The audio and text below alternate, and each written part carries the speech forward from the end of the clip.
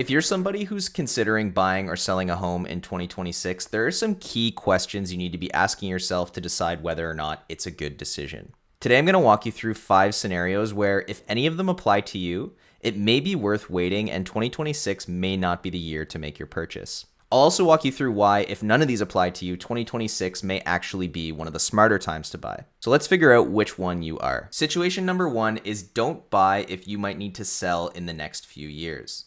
This is the single biggest and most costly mistake that I see people make. If there's a chance that you're going to need to sell the property within 3 years, whether it's due to a job change, some sort of relationship issue, or you're just not sure about the neighborhood or where you're going to be in a few years, buying becomes a high stakes gamble rather than a savvy financial decision.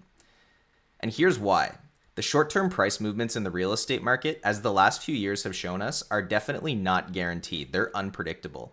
But the costs to own are guaranteed regardless of what happens with the market.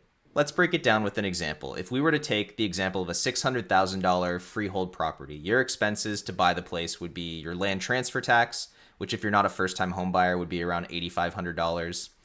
You're looking at about $2,000 for legal fees, 4 to 5% for commission to sell the property if you decide to get out of it, and then another couple $1,000s for moving expenses. All in, you could be looking at between 6 to 8% just to get in and get out, regardless of what happens with what the market is doing. So if you're short term, you're betting that the appreciation that you get on that property in a couple of years is going to cover all of those expenses, plus make it worthwhile. And that's not a plan, that's just kind of hoping for good luck. So if your timeline is under 3 years, renting gives you flexibility without the financial penalty if something unexpected changes. Scenario number 2 is don't buy if the payment only works when everything goes perfectly. If your mortgage payment is only going to work for you if nothing in the house ever breaks, you never have an income disruption, the car doesn't die, the furnace works perfectly and never needs to be repaired, and you're never going to get hit with a surprise property tax increase or a special assessment, then you're not buying a home, you're buying a chronic source of stress. And stress makes you make bad financial decisions in the moment.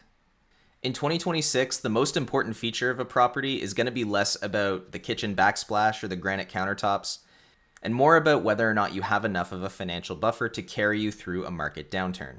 Conventional wisdom is to put aside about 3 to 6 months of living expenses for emergencies. If you don't have that cushion, you could be one furnace replacement or roof repair away from being forced to sell at exactly the wrong time. Number 3 is don't buy if you're in a weakening segment in the market unless you have a long-term plan. And this is where working with somebody with local market knowledge and a good understanding of what the different sectors are doing becomes really critical. Ottawa isn't just one market right now, it's several markets operating in the same space. Right now, condos and freeholds are telling completely different stories. In my Ottawa dataset for 2025, the average months of inventory was about 4.15 for freeholds and 2.75 for condos, and that spread got higher as the year went on. And why does that matter? It's because the months of inventory is basically telling you who has the power in the negotiations, and it's also a good leading indicator as to where the prices may be going. Higher inventory means more seller competition, more leverage for buyers, and more price discounting ultimately. And the pricing reflects it. Ottawa median condo prices dropped from $395 in December 2024 to $365 in December of 2025. That's roughly a 7.6% year-over-year decrease. Now, I'm not saying condos are always going to be a bad investment. I'm just saying if you're buying into that section of the market that's under pressure, you need to make sure that you are doing a longer time horizon, so 7 to 10 years. You want to make sure you have a realistic understanding of the resale dynamics and a purchase price that reflects the risk that you're taking in buying into a market that is going down. Number 4 is don't buy if you're counting on appreciation to make the deal work. If your financial plan is that prices will always go up and then I'll refinance and upgrade or cash out whenever I need to, that does not work anymore. That's not a plan, that's just speculation, and it worked for a few years in the 2020 to 2022 era, but it's not working anymore. Real estate only builds wealth reliably when the deal works with or without appreciation, meaning the payment needs to fit comfortably into your budget. You need to be able to hold it through different market cycles, and you're not depending on the market to come bail you out if things go sideways. In 2026, the safest mindset when you're going into buying is, I'm buying something that I can afford to keep no matter what happens, rather than I'm going to buy this thing and hope that it goes up. Situation number 5, and we kind of alluded to this already, is don't buy if you need maximum flexibility. If you're in a life stage where flexibility is everything, your career might pivot and you may need to move, ownership might be the wrong tool for you right now. Owning is powerful for building wealth, but it's not high in liquidity. If flexibility is your priority, renting can be strategically the smart choice. It's not a failure if you don't own by a certain stage in your life. It's an intentional decision that makes sense based on where you are.